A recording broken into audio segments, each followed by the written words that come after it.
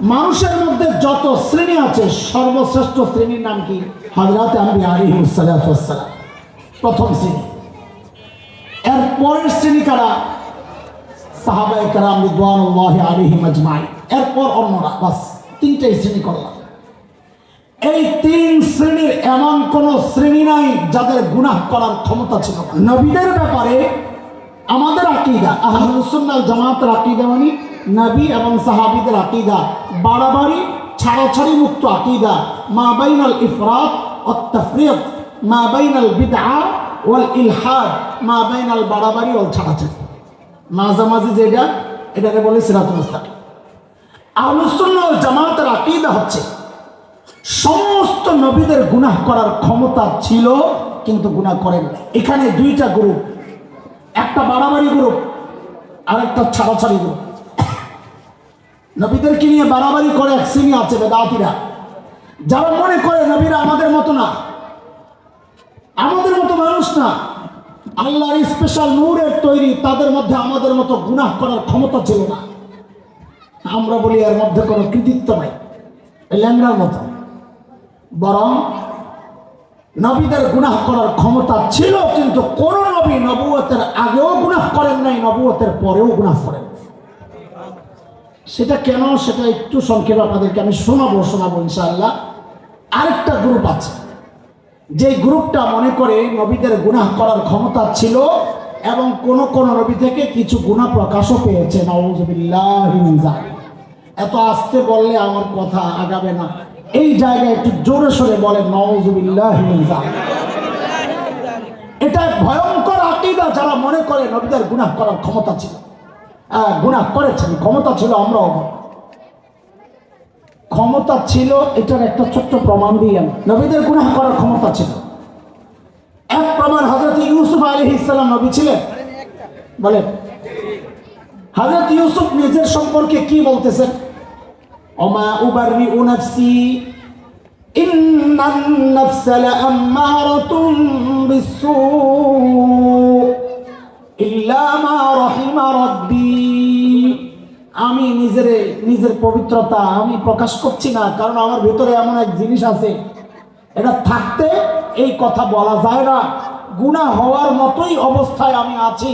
হ্যাঁ, আল্লাহ আমার রব, যাকে দয়া করে গুনাহ থেকে বাঁচায় দেন, তার কথা আলাদা। তার মানে নবীদের গুনাহ করার ক্ষমতা ছিল। নাইলে বলতেন না আমারে বাঁচাইলে আল্লাহর রহমত বাঁচাবে। আমি নিজে বাঁচার ক্ষমতা রাখি না। এক। দুই নম্বর দলিল, নবীদের গুনাহ করার ক্ষমতা ছিল কিন্তু করেন নাই। হযরত ইউসুফ আলাইহিস সালামের কাছে জুলাইখা যখন আসছে খারাপ ইচ্ছা পোষণ করার জন্য, ওই প্রসঙ্গটা আল্লাহ এনেছেন কোরআন আল কারীমের সূরা ইউসুফের 24 নম্বর আয়াত।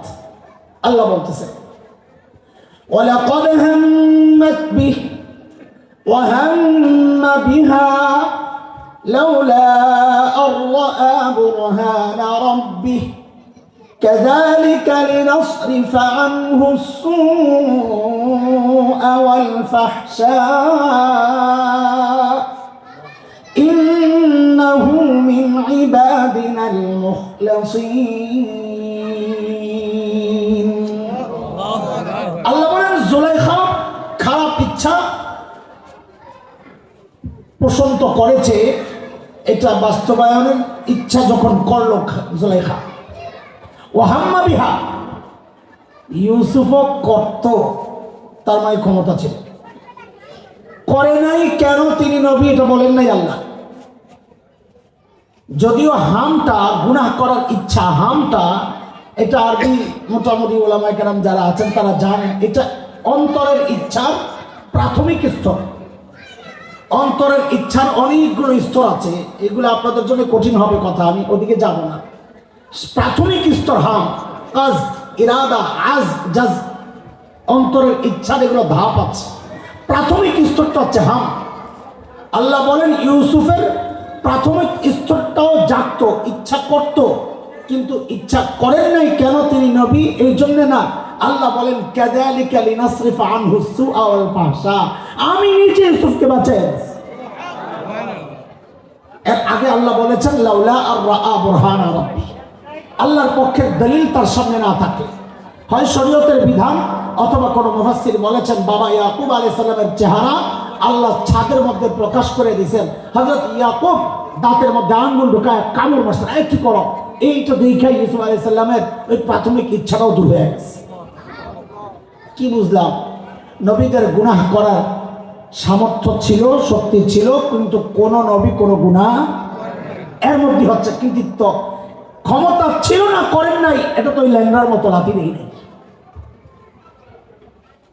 দ্বিতীয় আরেকটা ছোট্ট বিষয় বলে আমি আমার মূল কথার দিকে যাবো ইনশাআল্লাহ। সেটা হচ্ছে যারা নবীদের গুনাহ বের করে, টাইনা ভুল বের করে, যেমন আমাদেরই এক আপনজন ছিলেন, তিনি নবীদের ভুল বের করছেন। হযরত মুসা আলাইহিস সালাম দাওয়াতি কাজ ছাইড়া গেছেন তুর পাহাড়ে। এই দাওয়াতি কাজে অবহেলার কারণে কওম গেছে গোমরা হইয়া, সামিরের ষড়যন্ত্রে পড়িয়া। লা হাওলা ওয়ালা, অথচ তুর পাহাড়ে ডাকছেন আল্লাহ তাআলা, ভুল হইলে তো আল্লাহ হইছে, নাউযুবিল্লাহ। হযরত মুসা আলাইহিস সালাম তুর পাহাড়ে নিজের ইচ্ছায় গেছেন না আল্লাহ ডাকছেন? আল্লাহ ডাকছেন, তাহলে আল্লাহর না ভুল হইছে, নাউযুবিল্লাহ মিন যালিক। এটা আমি শোনানোর জন্য, বোঝার জন্য বলতেছি। এই এক জায়গায় যে কথাগুলো তারা বলে, দুইটা দলিল সাধারণত তারা দিয়ে থাকে আপনাদের ক্লিয়ার, বিশেষ করে আমার ছোট্ট ভাই যারা আছে মাদ্রাসার নবীন আলেম যারা, তাদের জন্য এই কথাগুলো বিশেষ করে। নিজে আগে শক্ত থাকি, তাইলে প্রতিপক্ষ মোকাবেলা সহজ হবে। আগে নিজের বুঝ পরিষ্কার ক্লিয়ার থাকুক। নবীরা গুনাহ করেছেন, দলিল দেয় কি? আদম আলাইহিস সালাম। আদম আলাইহিস সালাম নিষিদ্ধ ফল খাইছেন না খান নাই? আপনারা বলেন, একটু নতুন নতুন কথা লাগে তো শোনেন, না শুনলে তো পুরাটাই নতুন থাকবে, একটু একটু শুনলে না জিনিসটা বুঝে আসবে, নাহলে তো আপনাদেরকে গোমরা বানায় ছেড়ে দেবে। বুঝেন? হযরত আদম আলাইহিস সালাম নিষিদ্ধ ফল খাইছেন না খান নাই? তা আল্লাহর হুকুম অমান্য করছেন না করেন নাই? ভয় পাইয়েন না, ঈমান যাবে না, আমরা বলতেছি, অসুবিধা নেই। বলেন, আল্লাহর হুকুম অমান্য করছেন না করেন নাই? এই জন্য আল্লাহ বলেছেন ওয়াসা আদামু রাব্বাহু ফাগাওয়া, আদম আল্লাহর হুকুম অমান্য করছে, লাভ দিয়ে করছে। দেখছো নবীরা ভুল করছে, আল্লাহর হুকুম অমান্য করছে। আসলে ওস্তাদের কাছে দিন না শিখলে এমনই হয়। ওস্তাদের নিসবতে না থাকলে, কোনো মুরব্বীর নিসবতে না থাকলে, নিজে মাতব্বর হয়ে গেলে এমনই হয়। আমাদের মাথায়ও মাঝে মাঝে ঘুরে উল্টা পাল্টা ব্যাখ্যা বলি না কেন? বড়দের কাছ থেকে না শোনা পর্যন্ত এই কথা বলবো না, এটা নিজের চিন্তা প্রতিজ্ঞা।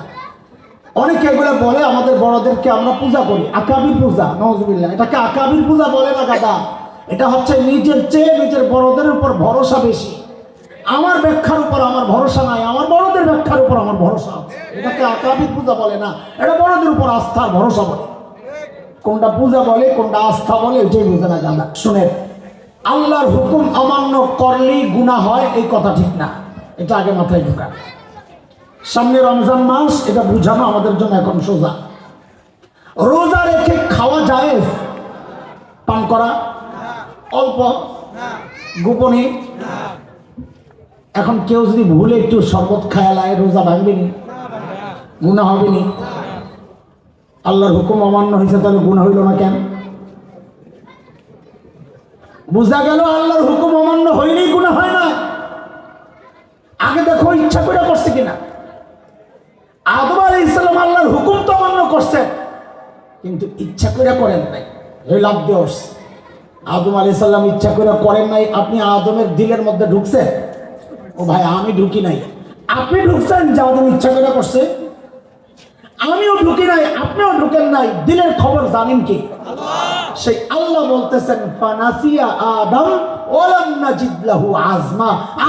আদম ভুলে গেছিল, আদম ইচ্ছা করে করছে, আমি এমনটা পাই নাই। আল্লাহ বলতেছেন আমি পাই নাই, আপনি বলার কি? আমাদের কথা কি ওই জায়গায়? সাহাবায়ে কেরামের উপর আল্লাহ নারাজ, আল্লাহ রাজি। আল্লাহ বলতেছেন রাদিয়াল্লাহু আরেক ব্যস্ত লেগে যাবো না। আল্লাহ বলতেছেন রাদিয়াল্লাহু, বলো না, মানো না মিনহু, জোরে না মিনহু। আচ্ছা, এইবার কোন তো আপনারা, আল্লাহ কয়জন সাহাবীর উপর রাজি? না কিছু? কয়জন? মুআবিয়া বাদ, হযরত ওসমান বাদ, সব? সব পাইলেন কই? আপনারে বোঝাবো কেমনি? ওটা আমার মাদ্রাসার বাচ্চারা বুঝবে, যারা সরেমিয়াতে আমেল ওই নাহমির পড়ছে। আইন আর মিনের পার্থক্য, আইন মিল ইস্তেগরাক, মিল লিখতে হবে।